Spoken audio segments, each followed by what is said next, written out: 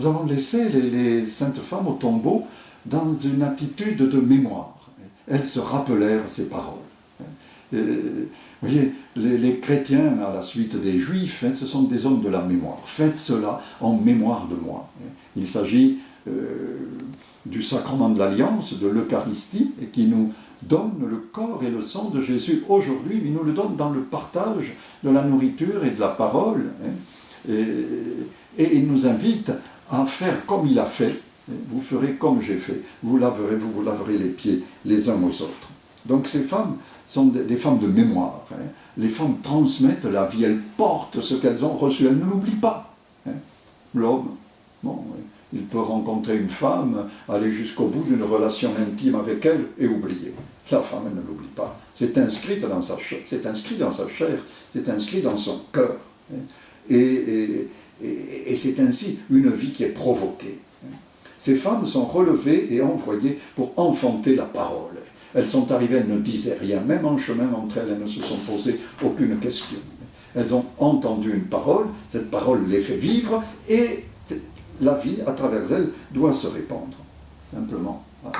Pour qu'elle se répande, cette vie, elle a besoin de trouver l'accueil qu'elles ont offert à la parole. Il faut, Jésus déjà dans ses paraboles le disait bien, la semence peut tomber sur des terres rebelles, sur des terres qui n'en veulent pas. Et justement, la première terre où elles vont déposer la semence qu'elles ont reçue est une terre rebelle. Jésus les mentionne, ces femmes. C'était Marie de Magdala, Jeanne et Marie, mère de Jacques. Et il y en avait d'autres, les autres femmes qui étaient avec elles, disent aux apôtres tout ce qui s'est passé. Mais ces propos leur semblèrent du radotage. Et ils ne les crurent pas. Et voilà tout l'enjeu. Voilà tout l'enjeu de l'histoire humaine. Est-ce que les hommes vont accueillir la bonne nouvelle de la vie, ou bien est-ce qu'ils vont, comme étaient les saintes femmes au départ, tenir leur visage fixé sur la terre, sans jamais voir la lumière, et sans jamais entendre quelqu'un qui leur parle. Ils entendent du bruit, bien sûr, il y en a, des paroles, il y en a, et des lumières artificielles aussi, mais la lumière qui fait vivre, la parole qui relève, ils ne l'entendent pas. Marie, Jeanne, l'autre Marie, elles l'ont accueilli. Nous les connaissons, ces cœurs, et dans lesquels la parole a été semée. Mais, cependant, Pierre, voilà un nom qui apparaît parmi le groupe anonyme, pourrait-on dire, des 11 apôtres. Il y en a un qui... c'est toujours lui finalement, et quand Jésus pose la question, qui dit-on que je suis? Et vous, qui dites-vous? Tu es le Christ. Et voilà. L'un de vous me trahira, certainement pas moi. Pierre est celui qui réagit. Eh bien, même si il fait partie du groupe des apôtres, il ne les crurent pas, il n'a pas peur d'être contradictoire, d'adopter une attitude contradictoire avec sa logique. Il n'y croit pas, mais il y va quand même. Et voilà l'intérêt de Pierre, c'est qu'il y a quelque chose de plus profond. Et Pierre, c'est pour ça qu'il est le chef. Ça veut dire qu'il y a toujours quelque chose en lui qui fait pencher du côté de la vie, qui fait pencher du côté de la foi, qui fait pencher du côté de la confiance. Et donc, il lui fait rejoindre ces femmes qui radotent, finalement. Pierre, cependant, partit et courut au tombeau. Un seul verset d'évangile nous rapporte cette descente de Pierre au tombeau. Se penchant, il ne vit que des bandelettes, il vit des linges, et il s'en retourna chez lui, tout surpris de ce qui était arrivé, nous dit le texte. Et cependant, ces quelques petites lignes, cet unique verset, eh bien, ça va retentir dans la foi proclamée par l'Église. Quand l'Église va proclamer sa foi, elle dira désormais, c'est vrai, le Seigneur est ressuscité, il est apparu à Simon. Et c'est tout ce que nous avons dans l'Évangile comme trace. Saint Paul, au chapitre 15 de la première lettre aux Corinthiens, quand il livre le message de la confession de foi en la résurrection, comme il a déjà livré la tradition de l'Eucharistie, eh bien, dira, il est apparu à Pierre, puis aux 12. Et dans l'Évangile, la seule trace que nous avons de cette apparition à Pierre est là.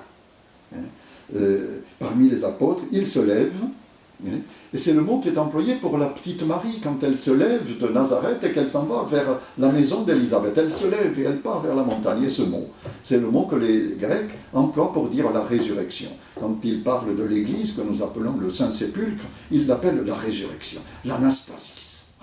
Anas, c'est le verbe, le verbe qui signifie vers le haut, et stasis qui se lève, qui se tient vers le haut. Pierre, Anastas, se lève, comme Marie après l'Annonciation. Et donc, d'un certain côté, avant même de voir et de savoir, il vit. Il vit par cet élan, il vit la résurrection. Il ne voit que les linges. Mais, et là, voilà la mission qui nous est confiée. Nous devons être des hommes et des femmes de l'étonnement. Il s'en retourna chez lui, tout surpris, tout étonné de ce qui était arrivé. Thomason, la thomasia, en grec, c'est l'étonnement du philosophe. Il dit, pourquoi y a-t-il quelque chose plutôt que rien? Pourquoi je suis là? Pourquoi je suis né? Pourquoi les autres sont nés? Pourquoi la vie est ce qu'elle est? Pourquoi n'y a-t-il pas rien? Pourquoi n'y a-t-il pas le néant? Et la tentation du diable est de nous dire, il n'y a que le néant. La petite Thérèse de l'Enfant Jésus l'a connue, cette tentation. Dans la nuit de sa maladie, elle disait, je renouvelle des actes de foi, mais dans ma tête, il n'y a que ce refrain. Tu ne vas pas vers la lumière, tu vas vers la nuit du néant. Pierre est capable de s'étonner. Il y a quelque chose. Et il s'étonne de ce qui est arrivé.